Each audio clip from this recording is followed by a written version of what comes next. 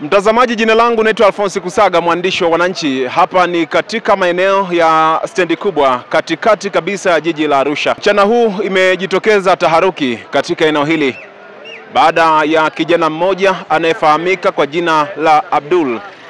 Kijana huyu amefariki katikati ya stendi hapa kwa kile ambacho kinaeleza kwamba yeye alikuwa ni mraibu na mtumiaji wa madawa ya kulevya kwa muda mrefu. Na leo asubuhi alikuwa ameenda kushiriki kliniki katika hospitali ya Mount Meru, lakini alifika hapa nadhani pia alitumia kilevi aina hizi pombe kali, kwa sababu inaweza kwamba pia hata gongo zinauzwa maeneo hapa stendi katikati. Baada ya hapo akawa anatapika sana damu, akawa anaikinga na mikono yake, lakini baadaye hali ikabadilika na akafariki dunia papa hapa. Tayari jeshi la polisi wameshakuja kuchukua mwili huu na kwenda kuhifadhi katika chumba cha kuhifadhia maiti. Na kijana huyu ni mkazi wa maeneo ya Matejo hapa jijini Arusha. Tumezungumza na baadhi ya madereva wa mikoani, lakini tumezungumza na wapiga debe wa stendi hapa wakieleza kwamba matumizi ya pombe kali yamekuwa ni jambo la kawaida, lakini matumizi ya dawa za kulevya stendi hapa, vijana wanatumia madawa ya kulevya lakini hawali. Pamoja na hayo, wameomba serikali sasa kuchukua hatua zaidi ili kunusuru vijana katika eneo hili. Mimi naitwa Akili Masatu Makongoro. Sawa bwana. Huyu bwana mimi wakati nenda kuchukua change pale nikamkuta yuko hapa chini.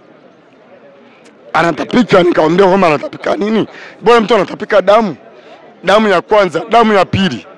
Alivyotapika damu ya tatu, nikachukua simu, nikampigia askari Fredi. Wakaniambia walikuwepo watu fulani hivi. Wakaniambia vipi? Kuna shida gani? Nikamwambia mimi sijui. Sawa, nilikuwa napakia gari yangu ya dawa. Lakini baadaye anatapika mpaka unasikia? Anatapika mpaka na hivyo kwamba amefariki. Tuko naye. Unaona? Lakini je, hatujui ni nini shida. Hatujajua ni nini amekunywa, hatujajua ni nini gani amefanya. Lakini bro, sisi mpaka mimi mwenyewe mwenye tukio nimeliona. Anatapika tuko hivi. Anatapika damu.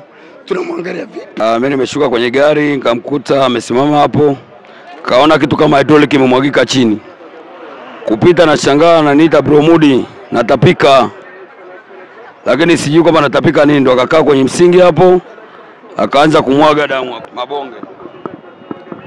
Alipokaa kwenye msingi hapo ndo akatapika vya kutosha hapo, ndo akalala moja kwa moja. Hamna anayejua kwamba alikuwa anaumwa au vipi, kwa sababu mimi kitendo cha kukutana naye hapo ameniambia kwamba bro Mudi natapika, ndo akakaa kwenye msingi akatapika, ndo akalala moja kwa moja. Kitendo cha kutapika biashara ikaisha. Amekaa kwenye msingi hapo akatapika, kalala chali moja kwa moja. Hiyo pia ni funzo kwa wengine. Kwanza hawali, mambo ni mengi wanaotumia. Kwa hiyo cha muhimu, mwenye macho ambiwi tazama, ameona kilichotokea. Kwa majina naitwa Muto Marijani, nafanya shughuli zangu hapa stendi, ni kiongozi wa vijana wa Kiboa hapa stendi. Hapa stendi bana, changamoto iliyokuwepo hapa stendi, kuna mateja wengi. Sasa hawa mateja wanakwenda kumeza dawa kule Mount Meru, methadone. Wakitoka kule Mount Meru, wengine wakija hapa wanakunywa pombe za kupima. Hiyo inakuwa ni changamoto.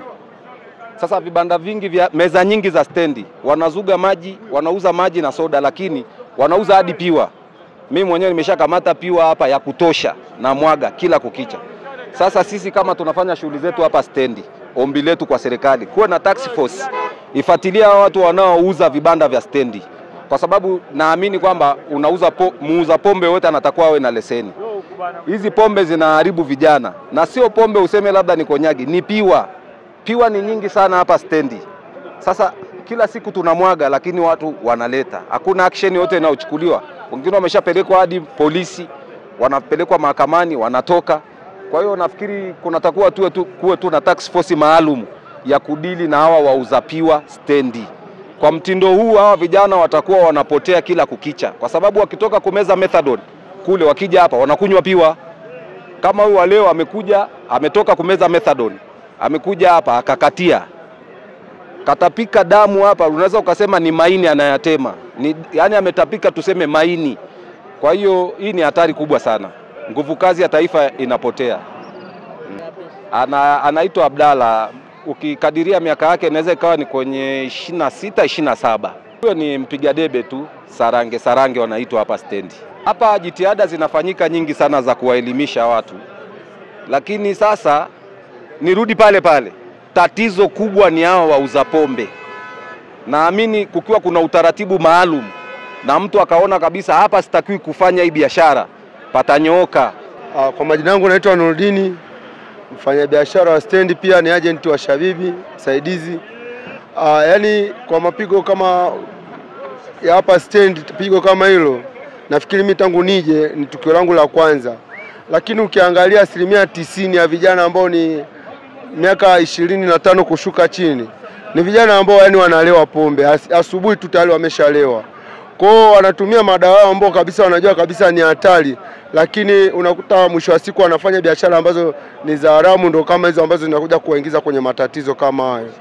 Kwao yani ni changamoto. Kama ingekuwa kuna uwezo wa sehemu ambao wanaweza kutusemea, jambo la kwanza kabisa, pombe kisha ondoka hapa stendi, matukio kama hayo huwezi kuyaona. Lakini sasa unakuta kuna watu tayari wana nguvu, wana mabavu, kila mtu huwezi kumzuia mtu. Ni kama ni soko huria, tunaweza tukasema stendi yetu ni soko huria, kila mtu anajichangulia. Kwa hiyo wewe utakavyokuja ndio stendi itakavyokupokea. Kama umetoka kwenu na behave, unaweza kutafuta riziki na maisha, basi utatafuta maisha. Lakini kama umekuja kuingia kwenye mikumbo, ndio matokeo kama hayo. Unadhani ni vijana hapa, nafikiri almost kila baada ya miezi 6 au mwaka yanatokea matatizo kama mtu unasikia amedondoka tu, ameenda kuzikwa hivyo. Lakini tutazika wengi kwa sababu kama mtu hujitambui, angalia kama hujitambui wewe mwenyewe utatambulishwa na matumizi mabaya ambayo unayoyatumia, kwa sababu hamna wasemaji, hamna mtu anaweza akakemea. Mtu akionekana anakemea basi anaonekana mbaya, umeshanielewa? Kwa vitu kama hivyo ndio maana vijana wengi unawaona hapa hivi saa hizi ni saa 5, lakini mtu unakuta tayari akili yake tayari imeshabadilika, ameshalewa, hata ukimsemesha akili yake sio tena.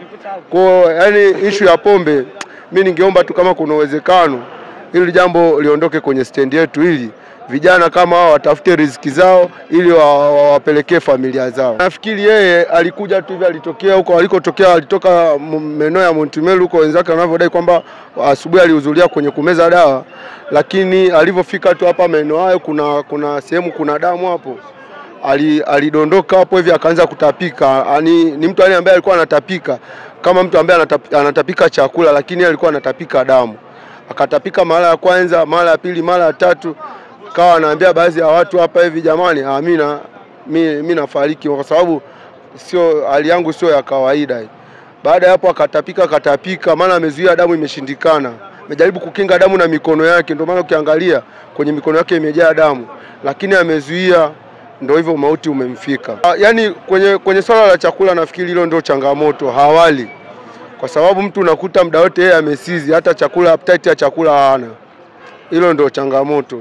Wito wangu kwa serikali, hawa vijana ambao kabisa wanajua wameamua kujitolea kuwapa dawa ili kwa ajili ya kurudisha afya zao, ni vyema tu basi wangeamua kuwatafutia eneo maalumu kwa ajili ya kwenda ufanyaje, kwa ajili ya kutumia hivyo vitu. Na nafikiri yani na serikali pia ingeongeza jitihada, au kimkuta mtu wamekuja kama stendi hapa hivi, wakimkuta mtu amelewa akamatwe, aulizwe pombe umeipatia wapi, kwa sababu uko eneo ambalo la wenzako wanatafuta riziki, wanapata riziki. Kama akikuta ametinga amesizi madawa kulevya, akamatwa, aulizwe, je, hivi vitu umeenda kuvipatia wapi? Nafikiri watatoa ushirikiano tu mzuri, watasema ni wapi ambapo wamepata hivyo vitu. Naitwa Hassan Bonga, nafanya kazi maeneo hapa stendi kubwa. Jambo kubwa, hao vijana madawa kulevya ndio yamewaathiri. Wanakunywa madawa kulevya, alafu chakula kinakuwa cha shida. Kwa hiyo kikubwa tu serikali iangalie namna ya kuadhibiti, maana inasemekana huyu kijana alikuwa soba. Alikuwa soba, sasa amerudi hapa, ameenda kunywa sijui dawa, akaja hapa akanywa na pombe kali. matokeo yake ndio haya hapa, ameanza kutapika damu. Ametapika damu nadhani ni ya kutosha, maana karibia jagi 4. Amekinga damu na mikono imeshindikana, mpaka imfikia mahali anasema jamani, mimi nakufa. Na kweli baada ya muda jamaa yetu akawa ametutoka hapa. Kazi yake kubwa ilikuwa haieleweki, mara kubeba mizigo, mara kutafuta abiria, lakini tunavyomfahamu sisi anaitwa Abdalla. Anaishi Ngarenaro, lakini na wazazi wake wako Matejo, na umri nadhani kati ya miaka 28, 29 au 30 hivi. Agombanagi na mtu, kugombana na mtu sijawahi muona, ila kikubwa kilichomwathiri ni madawa ya kulevya. Wito wangu ni kuiomba tu serikali kuadhibiti hao vijana wanaotumia madawa ya kulevya. Kama basi kuna uwezekano kupelekwa soba, basi ukipelekwa soba sio warudi hapa tena, waendelee kutumia. Wapewe elimu ya kutosha ili wakirudi hapa wasije kaendelee kurudia madawa ya kulevya.